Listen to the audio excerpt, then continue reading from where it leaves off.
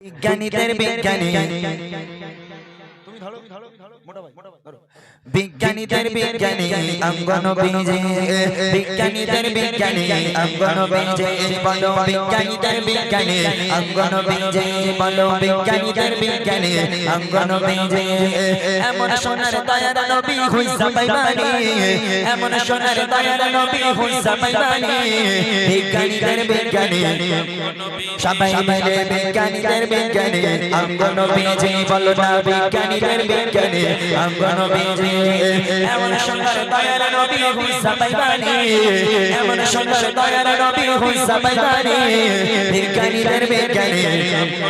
তারো জোরে বিজ্ঞানীদের বিজ্ঞানী অঙ্গন বীজে বলো না বিজ্ঞানীদের বিজ্ঞানী অঙ্গন বীজে বিজ্ঞানীরা রকেট চড়ে চাঁদের দেশে যায় বিজ্ঞানীরা রকেট চড়ে চাঁদের দেশে যায় অঙ্গন বী রকেট ছাড়া মিয়ারগ শরীফে যায় জোরে হবে না সুবহানাল্লাহ আরো জোরে হবে সুবহানাল্লাহ বিজ্ঞানীরা রকেট চড়ে চাঁদের দেশে যায় বিজ্ঞানীরা রকেট চড়ে চাঁদের দেশে যায় অঙ্গন বী রকেট ছাড়া মিয়ারগ শরীফে যায় বলো সেই যুগে কি বলো সেই যুগে কি রকেট বিমান এগুলো ছিল সেই যুগে কি রকেট বিমান এগুলো ছিল বিজ্ঞানীদের বিজ্ঞানী অঙ্গন বীজে সবাই বিজ্ঞানীদের বিজ্ঞানী অঙ্গন বীজে এমন সুন্দর দয়ার নবী হুইসা পাইবানি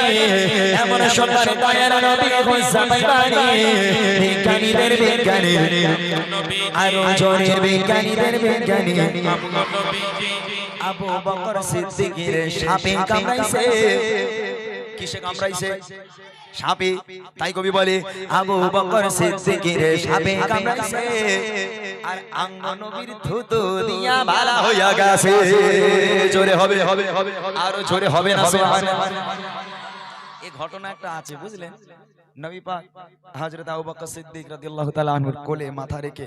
ঘুমাচ্ছেন গুহার মধ্যে সব গর্তগুলো কাপড় গুজে সাপের চালাগুলো ভর্তি করে দেওয়া হলো একটা গর্তে আর কাপড় নেই একটা গর্তে আর কাপড় কুলাচ্ছে না তো হযরত আবু বকর সিদ্দিক কি মনে করলেন তার পায়ের বুড়ো আঙুলটা গর্তের মধ্যে দিয়ে চাপা দিয়ে রেখেছেন আর নবী পাক উরতের উপর মাথা রেখে ঘুমাচ্ছেন হঠাৎ করে গর্তের মধ্যে থেকে একটা সাপ আবু বকর সিদ্দিকের পায়ে কামড়ে নিল আহা বিষাক্ত সাপ সঙ্গে সঙ্গে বিষের জ্বালা যন্ত্রণায় আবু বকর সিদ্দিক সবুজ হতে লাগলো নীল হয়ে যাচ্ছে চোখগুলো লাল হয়ে যাচ্ছে টপ টপ করে পানিগুলো আজকে আবু বকর সিদ্দিক চিৎকার করতে পারছে না নবী পাক আরাম করছেন ঘুমাচ্ছেন যদি চিৎকার করে নবী পাকের ঘুমের ব্যাঘাত ঘটবে এই মনে করে চোখ থেকে টপ টপ করে পানি নবীর চেহারা মোবারকের উপরে পড়লো আমার নবী পাকের ঘুম ভেঙে গেল আবু বকর বাড়ির কথা মনে পড়েছে স্ত্রীর কথা মনে পড়েছে না ইয়া রাসূলুল্লাহ তাহলে ছেলে মেয়ে না ইয়া রাসূলুল্লাহ তাহলে কাঁদছো কেন বাবা বলে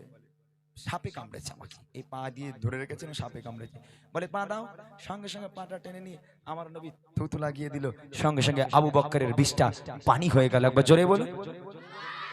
আচ্ছা ধরে নেন এক্সাম্পল স্বরূপ এখানে একটা বাচ্চাকে সাপে কামড়ালো এখন কারে খুঁজবেন আপনি ইমাম সাহেব তো এখন নেই ধরে নেন ইমাম সাহেব বাড়ি গেছে এখন আপনি বলে দেয় ইমরানের সঙ্গে একটা মোটা পানা ছেলে এসে বেশ মুড়ি টুড়ি রয়েছে ওর কাছে যদি থুতু পুতু দেয় একটু পানি হয়ে যাবে কোনো বিষ তা মোটা ভাইরে লে যাওয়া হলে ভাই একটু ঠিক থুতু মেরে একটু এ করে দিতে দিন আমার সাপে কামড়ে যে বিষটা পানি হয়ে যায় তা মোটা ভাই থুতু দিলে রসুলের মতন কি বিষ পানি হয়ে যাবে এখন অ্যালার্জি হয়ে যাবে রসুল থুতু দিলে বিষ পানি হয়ে যাবে আর মোটা ভাই থুতু দিলে অ্যালার্জি হয়ে যাবে ঠিক কিনা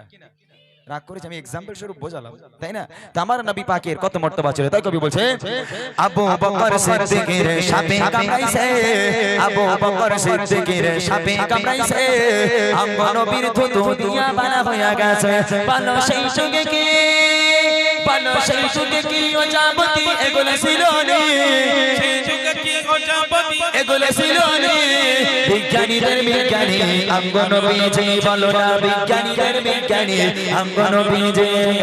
এমন সুন্দর দয়ার নবী হুইসা পাইবানি এমন সুন্দর দয়ার নবী হুইসা পাইবানি বিজ্ঞানীদের বিজ্ঞানী আরো জোরে বিজ্ঞানীদের বিজ্ঞানী অঙ্গন বীজে আগের যুগের মানুষের অসুখ হইতো আগের যুগের মানুষের অসুখ হইতো আঙ্গ নবীর চারা থেকে ভালো যে হইতো আগের যুগের মানুষের অসুখ হইতো আঙ্গ নবীর চারা থেকে ভালো যে হইতো ভালো সেই যুগে কি ভালো সেই যুগে কি ডাক্তার বুদ্ধি সেই যুগে কি ডাক্তার বুদ্ধি এগুলো ছিল বিজ্ঞানীদের বিজ্ঞানী অঙ্গ নবীজি বলো না বিজ্ঞানীদের বিজ্ঞানী অঙ্গ নবীজি এমন সুন্দর দয়ার নবী হুজা পাইবানি এমন সুন্দর দয়ার নবী হুজা পাইবানি বিজ্ঞানীদের বিজ্ঞানী অঙ্গ নবীজি বলো না বিজ্ঞানীদের বিজ্ঞানী অঙ্গ নবীজি বলো না বিজ্ঞানীদের বিজ্ঞানী অঙ্গ নবীজি বলো বিজ্ঞানীদের বিজ্ঞানী অঙ্গ নবীজি জনে হবে না সুবহানাল্লাহ নারে তাকবীর